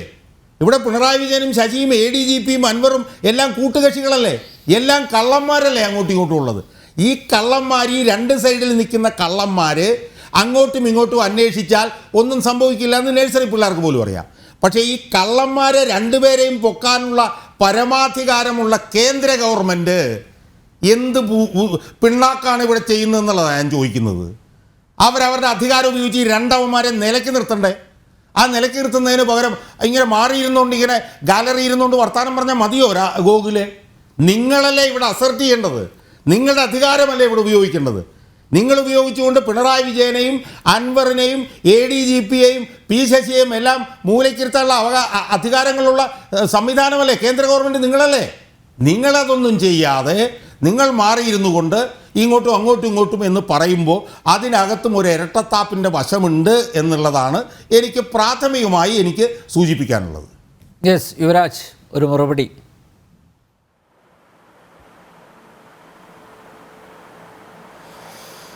ഒന്നാമത്തെ കാര്യം, നമ്മുടെ നാട്ടിൽ ഒരു നിയമവ്യവസ്ഥിതി നിലനിൽക്കുന്നുണ്ട്.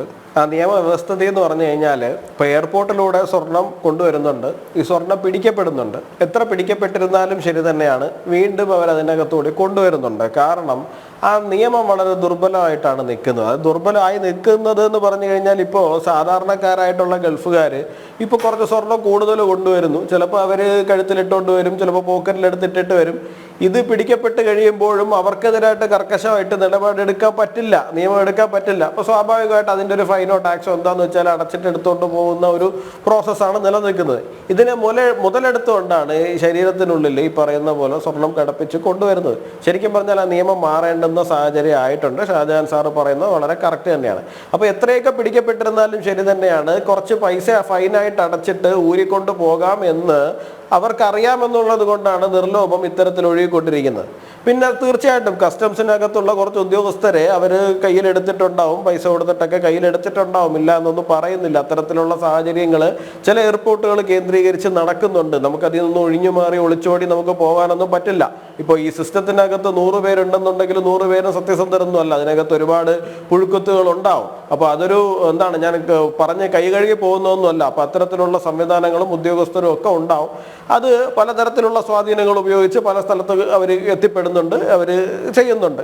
ഇത് പുറത്തേക്ക് എത്തിക്കഴിയുമ്പോഴാണ് ഈ പറയുന്ന സ്വർണ്ണ പൊട്ടിക്കലിൻ്റെ പ്രോസസ്സ് നടക്കുന്നത്. അതൊരു ലോ ആൻഡ് ഓർഡർ വിഷയമാണ്. അങ്ങേക്കറിയാം, ഞാൻ പറഞ്ഞു തരേണ്ടുന്ന സാഹചര്യമൊന്നുമല്ല. ലോ ആൻഡ് ഓർഡർ എന്ന് പറയുന്നത് സ്റ്റേറ്റ് ഗവൺമെൻറ്റിൻ്റെ കയ്യിലിരിക്കുന്ന ഒരു വിഷയമാണ്.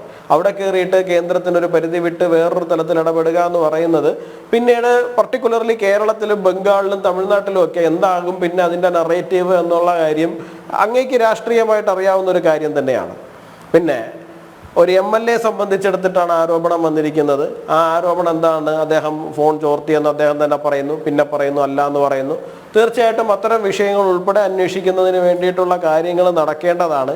ഇതിൽ കേന്ദ്ര സർക്കാരിനെ സംബന്ധിച്ചിടത്തോളം ഡയറക്റ്റ്ലി കയറി ഇടപെടുക എന്ന് പറഞ്ഞു കഴിഞ്ഞാൽ ഇതിൻ്റെ അകത്ത് എങ്ങനെയാണ് ഇതിനകത്തൊരു പ്രൊവിഷൻ എന്ന് എനിക്കിപ്പോഴും മനസ്സിലാകുന്നില്ല. കേന്ദ്രത്തിന്റെ ഇപ്പൊ CBI എൻക്വയറി സ്റ്റേറ്റ് ഗവൺമെന്റ് പറയണം.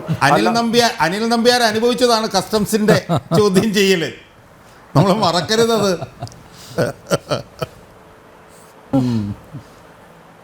ഇല്ല, ഞാനൊന്നും പറഞ്ഞുകൊണ്ടല്ല സാർ സംസാരിക്കുന്നത്. അങ്ങയുടെ കൺസേണിനെ പരിപൂർണമായിട്ട് മനസ്സിലാക്കിക്കൊണ്ട് തന്നെയാണ് സംസാരിക്കുന്നത്. ആ സെന്റിമെന്റ്സിനോട് ഫുൾ റെസ്പെക്റ്റോട് കൂടി തന്നെയാണ് സംസാരിക്കുന്നത്. അപ്പോൾ അതിനെ നിരാകരിച്ചുകൊണ്ടോ അങ്ങയുടെ ആശങ്കയെ തള്ളിക്കളഞ്ഞുകൊണ്ടോ അല്ല സംസാരിക്കുന്നത്. പക്ഷെ കേരളത്തിൽ നിലനിൽക്കുന്ന രാഷ്ട്രീയമായ സാഹചര്യം ഞാൻ ഷാജഹാൻ സാറിനെ പഠിപ്പിക്കാനും വേണ്ടി വളർന്നിട്ടില്ല എന്നാണ് ഞാൻ മനസ്സിലാക്കുന്നത്. ഇവിടെ ഒരു വിഷയത്തിൽ എന്തെങ്കിലും ഒരു തരത്തിലുള്ള ചെറിയൊരു ഇടപെടൽ നടന്നു കഴിഞ്ഞാൽ തന്നെയും ഫെഡറൽ സംവിധാനത്തിനെ തകർക്കുന്നു, കേന്ദ്രം കേരളത്തിനെ ഞെക്കിപ്പിഴയുന്നു, ഇവിടുത്തെ അധികാരങ്ങൾ കവർന്നെടുക്കുന്നു, ഇവിടെ ഒരു ഇടപെടലും നടക്കുന്നില്ല എന്നുള്ളതാണ് ഇവിടുത്തെ പരാതി. നടപടികൾ തുടങ്ങുന്ന സമയത്ത് ഞാൻ പറഞ്ഞോട്ടെ സാർ. അപ്പൊ ഈ പറയുന്ന ആൾക്കാർ ആരും ഉണ്ടാവില്ല. ഈ പറയുന്ന നമ്മുടെ നാട്ടിലുള്ള മാധ്യമങ്ങൾ മുഴുവൻ, സാംസ്കാരിക നായകര് മുഴുവൻ, രാഷ്ട്രീയ നിരീക്ഷകര് മുഴുവൻ, ഇവരെല്ലാവരും കൂടി ചേർന്ന് എന്താണ് നിലപാടെടുക്കാൻ പോകുന്നത് എന്നുള്ള കാര്യത്തെ കുറിച്ചിട്ട് നമുക്ക് നല്ല നിശ്ചയമുണ്ട്. ഇപ്പൊ ബംഗാളിൽ RG-കർ മെഡിക്കൽ കോളേജിൽ ഇഷ്യൂ നടക്കുന്നുണ്ട്.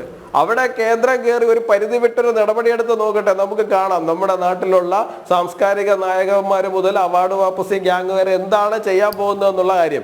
അപ്പോൾ രാഷ്ട്രീയമായിട്ട് ഇങ്ങനെ നിൽക്കുന്ന ഒരു സ്ഥലത്ത് ഇത് നടക്കട്ടെ, ജുഡീഷ്യൽ അന്വേഷണം നടക്കല്ലേ, വരട്ടെ, നമുക്ക് നോക്കാം എന്താ സംഭവിക്കുക എന്നുള്ള കാര്യം.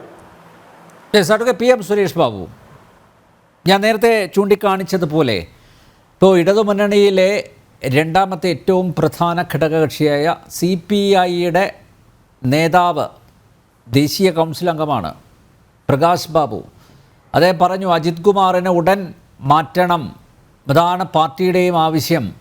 അദ്ദേഹത്തെ ആ സ്ഥാനത്തിരുത്തിക്കൊണ്ടുള്ള ഏതന്വേഷണവും, അത് വിജിലൻസ് അന്വേഷണം ആവട്ടെ, മറ്റേ സ്പെഷ്യൽ ഇൻവെസ്റ്റിഗേഷൻ ടീം നടത്തുന്ന അന്വേഷണമാവട്ടെ, അത് ഒരു കാരണവശാലും അദ്ദേഹം അവിടെ ഇരിക്കുന്ന കാലത്തോളം അത് സുതാര്യമായി പോവില്ല. ആ ആശങ്ക ആവർത്തിച്ചു. എന്നിട്ടും അജിത് കുമാറിനെ മാറ്റുന്നില്ല. ആ കസേരയിൽ തന്നെ അദ്ദേഹം ഇരിക്കുകയാണ്. ഇന്ന് അൻവർ ആരോപിച്ചതുപോലെ ഒരു സമാന്തര സംവിധാനത്തിൽ, അന്വേഷണ സംവിധാനത്തിലൂടെ അദ്ദേഹവും ഈ നിലവിലുള്ള അന്വേഷണങ്ങൾ അട്ടിമറിക്കാനുള്ള കോപ്പ് കൂട്ടിക്കൊണ്ടിരിക്കുകയാണ്. അജിത് കുമാറിൻ്റേതായിട്ടുള്ള ഒരു സംഘം ഉണ്ട് കേരള പോലീസിൽ. ഇൻ്റലിജൻസ് സംഘം ഉണ്ട്, സ്പെഷ്യൽ ബ്രാഞ്ച് സംഘമുണ്ട്. എല്ലാറ്റിനും, അദ്ദേഹം പറയുന്ന എല്ലാറ്റിനും കൃത്യമായിട്ട് ആ കാര്യങ്ങൾ നിർവഹിക്കാനായിട്ടുള്ള ഒരു സംഘം ഉണ്ട്. അദ്ദേഹം വിശ്വാസം അർപ്പിച്ചിരിക്കുന്ന ഒരു സംഘം ഉണ്ട്. അപ്പോൾ നോക്കൂ, ഈ അന്വേഷണം ഒക്കെ പ്രഹസനമല്ലേ. മാത്രമല്ല ഇതിനെല്ലാം ഒത്താശയും ചെയ്തു കൊടുക്കുന്നത് മുഖ്യമന്ത്രിയുടെ പൊളിറ്റിക്കൽ സെക്രട്ടറി ആണെന്ന് കൂടി ആവർത്തിക്കപ്പെടുമ്പോൾ ഇരുവരെയും ആ സ്ഥാനത്ത് നിന്ന് മാറ്റേണ്ടത് അനിവാര്യമല്ലേ, അല്ലേ?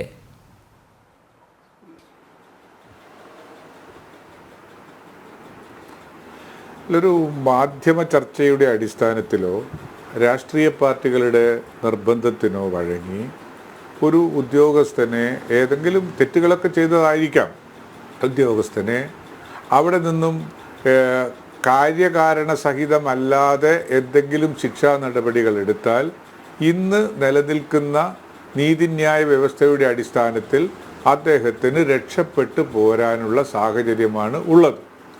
അപ്പോൾ അതിന് ആ വഴി കൊടുക്കരുത് എന്ന് നിർബന്ധം ഈ ഗവൺമെൻറ്റിനുള്ളത് കൊണ്ടാണ് യഥാർത്ഥത്തിൽ സ്ഥലം മാറ്റമായാലും അല്ലെങ്കിൽ അന്വേഷണമായാലും സസ്പെൻഷനായാലും മാറ്റി നിർത്തുന്നതായാലും തുടങ്ങിയിട്ടുള്ള ഒരു പേഴ്സണൽ വെൻഡറ്റ ആരോപിക്കാൻ കഴിയാത്ത തരത്തിൽ ഉള്ള സംവിധാനങ്ങൾ, നിയമപരമായ സംവിധാനങ്ങൾ ഒരുക്കിയതിന് ശേഷം അതിൻ്റെ തീരുമാനത്തിലേക്ക് പോകാം എന്നാണ് ഗവൺമെൻറ് കരുതുന്നത്. അത് CPI-യുടെ കൺസേൺ വളരെ ശരിയാണ്, മറ്റ് പാർട്ടികളുടെ കൺസേണും ശരിയാണ്, CPM-നകത്തും ആ കൺസേൺ ശരിയാണ്. കുറ്റവാളികൾ രക്ഷപ്പെടാത്ത ഒരു സാഹചര്യം സൃഷ്ടിക്കണമെങ്കിൽ അതിന്റെ നിയമപരമായ ലീഗൽ പ്രോസസ്സ് നടക്കണം വക്കീലെ, പ്രധാനപ്പെട്ട രണ്ട് അന്വേഷണമാണ് നടക്കുന്നത്. ആ രണ്ട് അന്വേഷണങ്ങളിലും പ്രതിസ്ഥാനത്ത് നിൽക്കുന്നത് വളരെ പ്രബലനായിട്ടുള്ള ഒരു പോലീസ് ഉദ്യോഗസ്ഥനാണ്. വളരെ പ്രബലനായിട്ടുള്ള ക്രിമിനൽ മൈൻഡുള്ള ഒരു പോലീസ് ഉദ്യോഗസ്ഥനാണ് അൻവറിന്റെ ഭാഷയിൽ.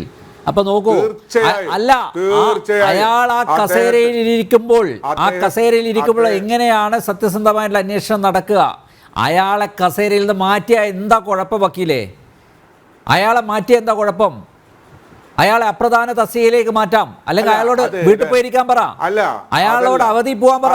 സർക്കാരിന്റെ മുമ്പിലുണ്ടല്ലോ. എന്തിനാണ് പിണറായി ഇയാളെ പേടിക്കുന്നത്? ഒരു ADGP എന്തിനാ പിണറായി പേടിക്കുന്നത്?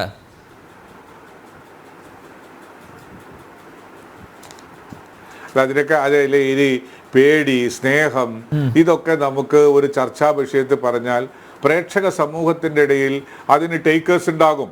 അതൊന്നും ഞാൻ ഇല്ലെന്ന് പറയാനൊന്നും ഞാൻ ആളല്ല.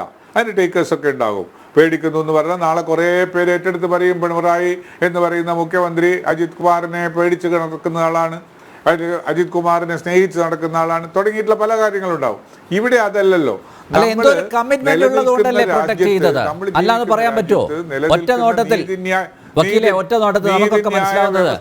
അല്ല, അത് നമുക്ക് നാളെ ഒരു അനിൽ നമ്പ്യാർ പ്ലീസ്, അത് നാളെ 11 മണിക്ക് ശേഷം നമുക്ക് കാണാം. എന്താണ് കമ്മിറ്റ്മെന്റ്, എന്താണ് നാളെ 11 മണിക്ക് പിണറായി വിജയൻ വാർത്താ സമ്മേളനം വിളിച്ചിട്ടുണ്ട്. ആ വാർത്താ സമ്മേളനത്തിൽ അദ്ദേഹം അജിത് കുമാറിനെ തൽസ്ഥാനത്ത് നിന്ന് മാറ്റിയതായി പ്രഖ്യാപിക്കും എന്നാണോ കരുതേണ്ടത്? അല്ല, ഞാൻ പറയല. അദ്ദേഹം കേരളത്തിന്റെ മുഖ്യമന്ത്രി എന്നുള്ള നിലയിൽ ഇപ്പോൾ പരാമർശിക്കപ്പെടുന്ന കേരളത്തിന്റെ പൊതുസമൂഹത്തിൽ ചർച്ചാ വിഷയമാകുന്ന വിധേയമാകുന്ന എല്ലാ വിഷയങ്ങളെക്കുറിച്ചും സാധാരണക്കാരായ ജനങ്ങൾക്ക് സംശയരഹിതമാക്കി കൊടുക്കുന്ന തരത്തിലുള്ള വിശദീകരണം നാളത്തെ പത്രസമ്മേളനത്തിൽ ഉണ്ടാകും. നമുക്ക് നാളത്തേക്ക് വെയിറ്റ് ചെയ്യാം. ഇത്രയും ദിവസമായല്ലോ, ഇത്രയും ദിവസങ്ങളായില്ലേ.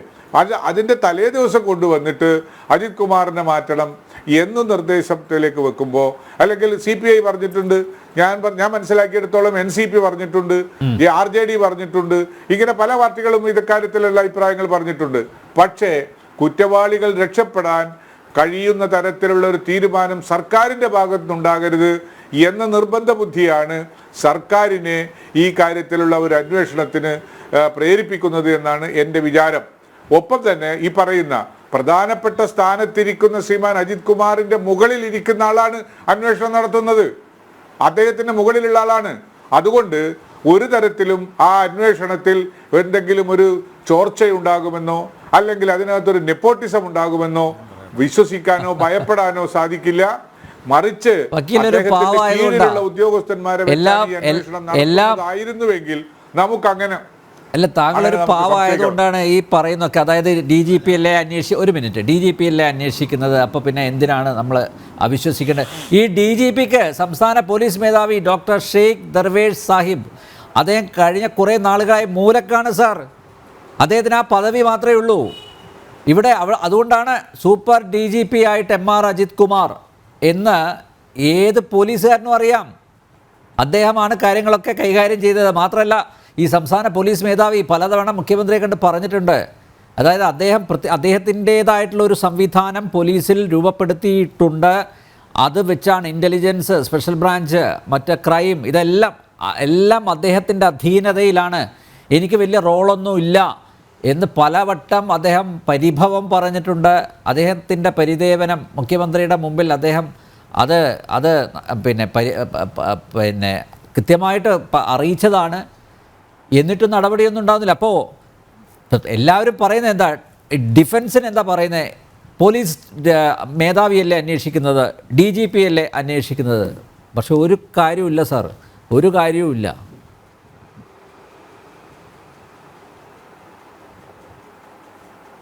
അല്ല, ഞാനതിനത് എക്കനോളജി ചെയ്യാനില്ല. ഷാജാൻ, ഒരു ഇടവേളയ്ക്ക് ശേഷം മുഖ്യമന്ത്രി പിണറായി വിജയൻ വാ തുറക്കുകയാണ്. അതായത് ഈ അൻവർ ആരോപണം ഉന്നയിച്ചതിന് ശേഷം, ഈ പ്രശ്നങ്ങളൊക്കെ ഉണ്ടായതിനു ശേഷം വാ തുറക്കുകയാണ്. നമുക്ക് ഓർമ്മയുണ്ടല്ലോ, അതായത് ഈ ADGP സംസ്ഥാന പോലീസ് അസോസിയേഷൻ്റെ സംസ്ഥാന സമ്മേളന വേദിയിലാണ് പറഞ്ഞത് അദ്ദേഹം കൃത്യമായിട്ട് നടപടിയെടുക്കുന്നു. പക്ഷേ തിരുവനന്തപുരത്ത് എത്തിയപ്പോൾ ഒന്നുമില്ല, മാറ്റണ്ട എന്നൊരു തീരുമാനം എടുത്തു. അതിനുശേഷം നാളെയാണ് മുഖ്യമന്ത്രി മാധ്യമങ്ങളെ കാണാൻ ഇരിക്കുന്നത്? അനിൽ, ഇതിൽ സിമൻ സുരേഷ് ബാബു പറഞ്ഞ 2 കാര്യങ്ങളുണ്ട്. ആ 2 കാര്യങ്ങളും അടിസ്ഥാനരഹിതമാണ് എന്ന് ഞാൻ തെളിയിച്ചത്. ഏതാ? ഒന്ന്, നീതിന്യായ വ്യവസ്ഥ ഇതിൽ ഇടപെടും എന്ന് പറയുന്നു. അത് പരമാബദ്ധമാണ്. കാരണം ADGP അജിത് കുമാറിനെതിരെ അച്ചടക്ക നടപടിയെടുക്കണമെന്നോ അയാളെ സസ്പെൻഡ് ചെയ്യണമെന്നോ ഒന്നുമുള്ള ആവശ്യം ഇവിടെയില്ല. ഇവിടെ ആകെപ്പാടെ ഉള്ളത് എന്താണ്? അയാളെ ലോ ആൻഡ് ഓർഡർ സ്ഥാനത്തു നിന്നും മാറ്റണം. ഇത് മാത്രമേ ഇവിടെ ആവശ്യമായിട്ട് ഉന്നയിക്കപ്പെട്ടു. അല്ല ഷാജഹാൻ, നേരത്തെ അദ്ദേഹം വിജിലൻസ് ഡയറക്ടർ ജനറൽ ആയിരിക്കുമ്പോൾ ആ സരിത്തിനെ പിടിച്ച സമയത്ത് ഉടൻ അവിടെ നിന്ന് മാറ്റിയല്ലോ. ഒരാഴ്ച എന്നിട്ട് അദ്ദേഹത്തിന് പദവി ഉണ്ടായിരുന്നില്ല. അത് കഴിഞ്ഞാണ് സ്വർണ്ണത്താലത്തിൽ അദ്ദേഹത്തെ ADGP ലോ ആൻഡ് ഓർഡർ ആക്കിയത്. അപ്പോൾ ശ്രീമാൻ സുരേഷ് ബാബു മനസ്സിലാക്കേണ്ടത്, ഇപ്പോൾ നിയമവ്യവസ്ഥ ഇടപെടും എന്നൊക്കെ പറഞ്ഞിട്ട് പറയുന്നുള്ളൂ. അതിനുള്ള മറുപടിയാണ് അനിൽ നമ്പ്യാർ പറഞ്ഞത്. ഈ ആളെ തന്നെ വിജിലൻസ് ഡയറക്ടർ സ്ഥാനത്ത് നിന്ന് സർക്കാരും മാറ്റിയിട്ടുള്ളതാണ്. വിജിലൻസ് ഡയറക്ടർ സ്ഥാനത്ത് നിന്ന് അതിന് പകരം ഇയാളെ ADGP സ്ഥാനത്ത് നിന്ന് മാറ്റണമെന്നോ ഇയാൾക്കെതിരെ അച്ചടക്ക നടപടി സ്വീകരിക്കണമെന്നോ ഒന്നും ഇവിടെ ആവശ്യമില്ല. അവകാശവാദം ആരും ഉന്നയിച്ചിട്ടില്ല. ആകെപ്പാടെ ഉന്നയിച്ചിട്ടുള്ള എന്താണ്? ലോ ആൻഡ് ഓർഡർ സ്ഥാനത്ത് നിന്ന് മാറ്റണമെന്നാണ്. അങ്ങനെ മാറ്റിയാൽ ഒരു കോടതിക്കും അതിനകത്ത് ഇടപെടാൻ പറ്റില്ല. കാരണം അത് പോളിസി മാറ്ററാണ്, പോളിസി മാറ്റർ. പിന്നെ ഇതിനകത്തൊക്കെ ചില ധാർമ്മികതയുടെ വശങ്ങളുണ്ട് ഇതിനകത്ത്. എന്താണ് ധാർമ്മികതയുടെ വശം?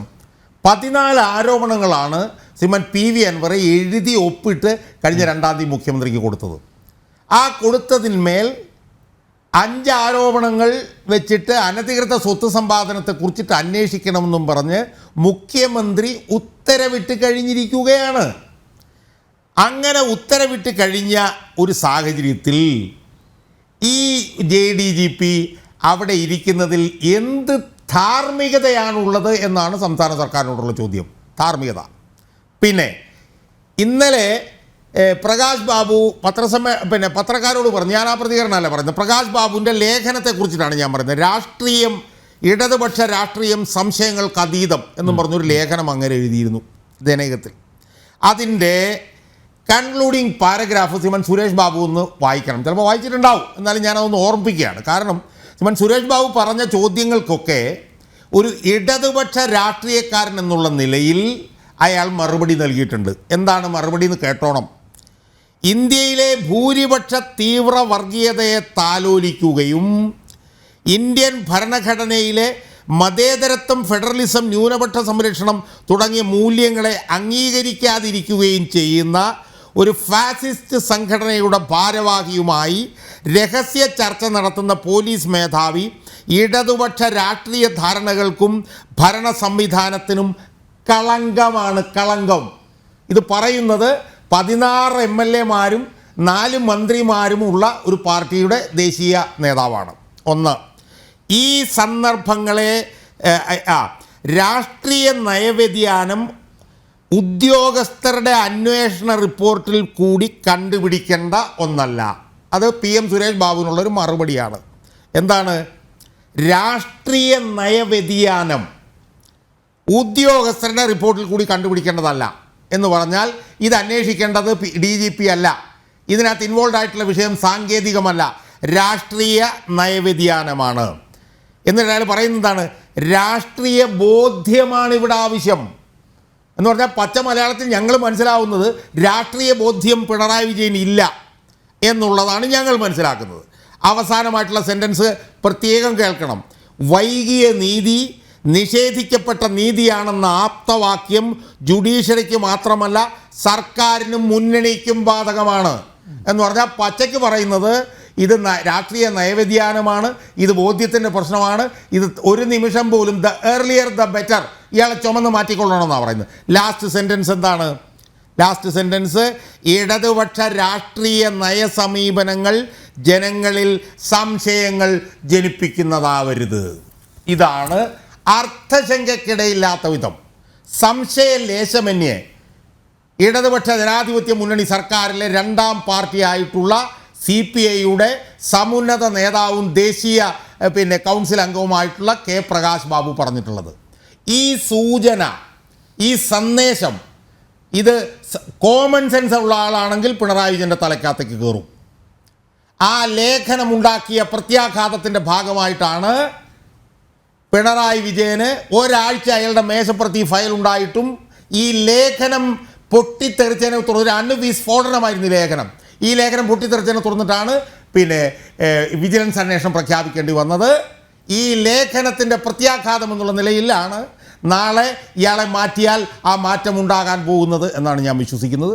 അതുകൊണ്ട് ഇത് ഈ RSS നേതാക്കന്മാരെ പോയി കണ്ട കാര്യം DGP അന്വേഷണ വിഷയമല്ല, അത് രാഷ്ട്രീയ നയവ്യതിയാനമാണ്. അതിനകത്ത് രാഷ്ട്രീയ ബോധ്യമാണ് വേണ്ടത്.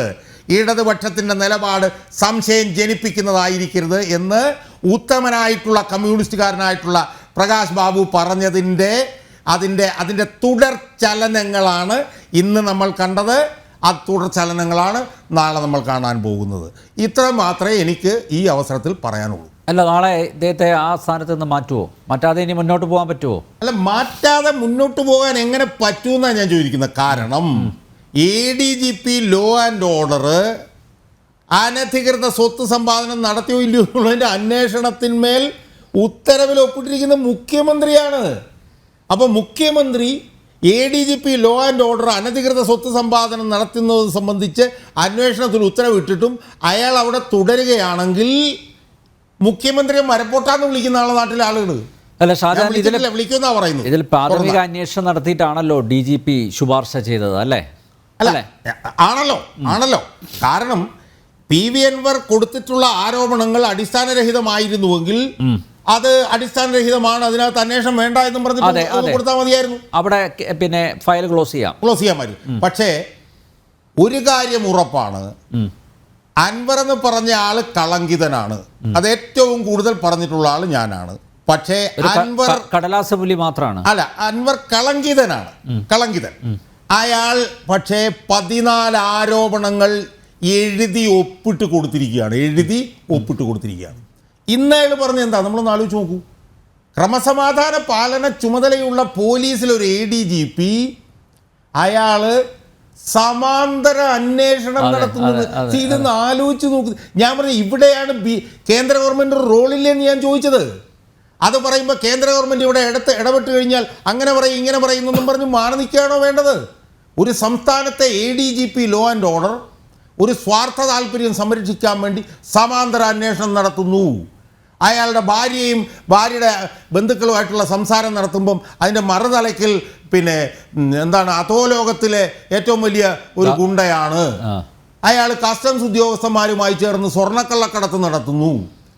ഇനി അയാൾ അൻവർ ഒരു ദിവസം കൊണ്ടുവന്ന അൻവർ മാത്രമല്ല പറയുന്നത്, സുജിത് ദാസും പറഞ്ഞു. അല്ല, ഞാൻ പറഞ്ഞു വരുന്നത് അയാൾ ഒരു ദിവസം പിന്നെ ഓഡിയോ കൊണ്ടുവന്നു. ആ ഓഡിയോയിലുള്ള ഏറ്റവും പ്രസക്ത ഭാഗം എന്താണെന്നറിയോ? ഒരു പോലീസുകാരൻ പറയുന്ന ഓഡിയോയിലുള്ള പ്രസക്ത ഭാഗം, ദുബായിലെ സ്വർണ്ണ ബിസ്ക്കറ്റ് റീറ്റെയിൽ മാർക്കറ്റിൽ നിന്ന് കേരളത്തിലേക്ക് സ്വർണം കൊണ്ടുവരാൻ വേണ്ടി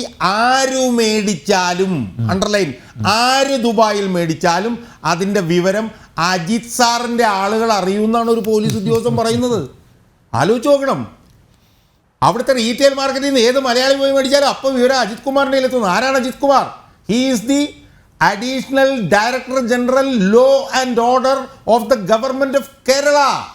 ഇതിനപ്പുറത്ത് കേന്ദ്ര ഗവൺമെൻറ്റിന് ഒരു കൊറിയെങ്കിലും ചോദിക്കാൻ എന്തു വേണം? ഇതാണ് ഞാൻ ചോദിക്കുന്നത്. അപ്പോൾ ഇതാണ് ഇവിടുത്തെ അവസ്ഥ. ഈ അവസ്ഥയിൽ നമുക്ക് ഇതിനെക്കുറിച്ചിട്ട് ഇത് ഇടതുപക്ഷ ഘടകകക്ഷികളുടെ നേതാക്കന്മാരിൽ ഒരാളായിട്ടുള്ള PM സുരേഷ് ബാബുവിന് ഇത് ബോധ്യപ്പെട്ടിട്ടില്ലെങ്കിൽ കഷ്ടമെന്ന് മാത്രമേ പറയാനുള്ളൂ. Yuvraj, it's high time. എനിക്ക് തോന്നുന്നു ഒരു സെൻട്രൽ ഏജൻസി അന്വേഷിക്കേണ്ട സമയം അതിക്രമിച്ചിരിക്കുന്നു. സെൻട്രൽ ഏജൻസി വരുമോ, കേന്ദ്ര ഏജൻസി വരുമോ ഈ വിഷയത്തിൽ? നാളെ എന്തായിരിക്കും പിണറായി പറയാൻ പോകുന്നത്?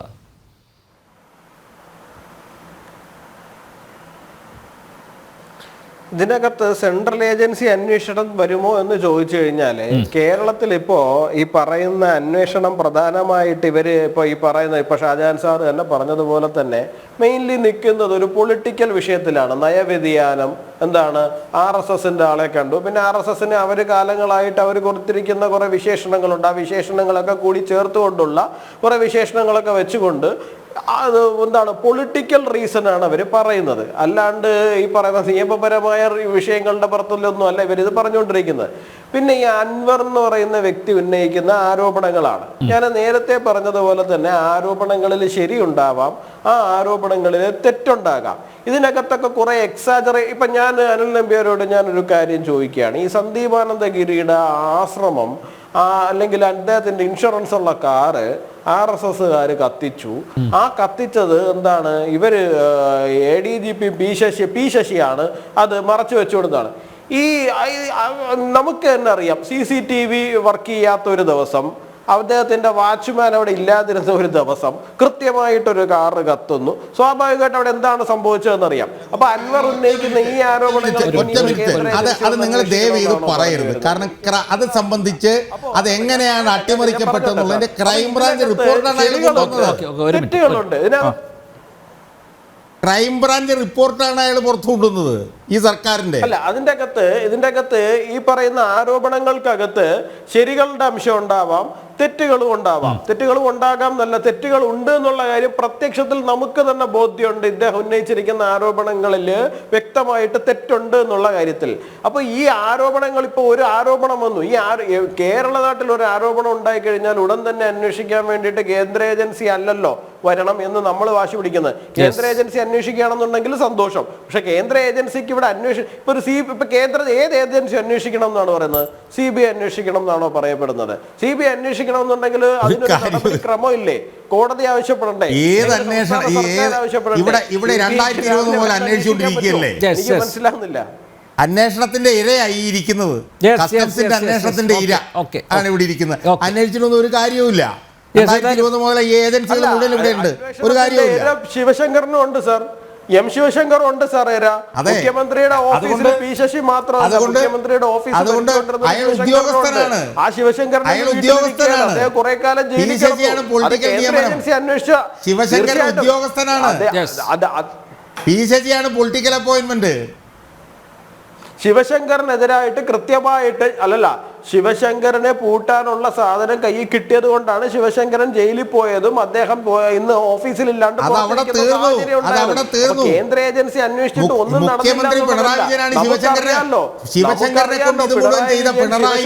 സംരക്ഷിക്കുവാൻ വേണ്ടി ശിവശങ്കരനെ കൊണ്ട് ഇത് മുഴുവൻ ചെയ്ത പിണറായി വിജയൻ കസേരയിൽ ചാഞ്ഞിരിക്കുമ്പോൾ ശിവശങ്കരൻ ജയിലിൽ കിടക്കുന്നു. ഇത്രേ ഉള്ളൂ കേന്ദ്ര ഏജൻസിയുടെ അന്വേഷണം. ചെയ്യിപ്പിച്ച പിണറായി വിജയന് ഒന്നുമില്ല. കേന്ദ്ര ഏജൻസി പിണറായി വിജയനിലേക്ക് അന്വേഷിക്കുന്നത് എന്താണ്? ഗൂഢാലോചനയാണ് സാർ, ഗൂഢാലോചനയാണ് അന്വേഷിക്കുന്നത്. തെളിയിക്കാൻ പറ്റുന്നുള്ള കാര്യത്തിൽ നമുക്ക് ധാരണയുണ്ടല്ലോ. ഒരു ഗൂഢാലോചനയല്ല രാഹുൽ, നിങ്ങൾക്ക് തെറ്റിപ്പോയി. പിണറായി വിജയന് വേണ്ടിയിട്ടാണ് ഇതെല്ലാം ചെയ്തത്. പിണറായി വിജയൻ ഗൂഢാലോചനയല്ല. പിണറായി വിജയൻ കള്ളക്കടത്ത് നടത്തി എന്നുള്ളത് അറിയണമെങ്കിൽ നിങ്ങൾ അതിൻ്റെ രേഖകളെടുത്ത് വായിക്കണം, ഇല്ലെങ്കിൽ ഞാൻ അയച്ചുതരാം നിങ്ങൾക്ക്. ശരി, നമുക്കെന്തായാലും ഈ ചർച്ച ഇവിടെ അവസാനിപ്പിക്കാം. നാളെ 11 മണിക്ക്, രാവിലെ 11 മണിക്ക് മുഖ്യമന്ത്രി പിണറായി വിജയൻ ഒരു ഇടവേളയ്ക്ക് ശേഷം മാധ്യമങ്ങളെ കാണുകയാണ്. അതായത് ഈ വിവാദമുണ്ടായതിന് ശേഷമാണ് മുഖ്യമന്ത്രി മാധ്യമങ്ങളെ കാണുന്നത്. അജിത് കുമാറിന് സ്ഥാനചലനമുണ്ടാകുമോ? പി ശശിക്കെതിരെ നടപടിയുണ്ടാകുമോ? എന്തായാലും മണിക്കൂറുകൾ മാത്രം മതി അറിയാൻ. ജന ഡിബേറ്റ് ഇവിടെ പൂർണ്ണമാകുന്നു. ചർച്ചയിൽ പങ്കെടുത്ത എല്ലാ അതിഥികൾക്കും നന്ദി, ഒപ്പം പ്രേക്ഷകർക്കും.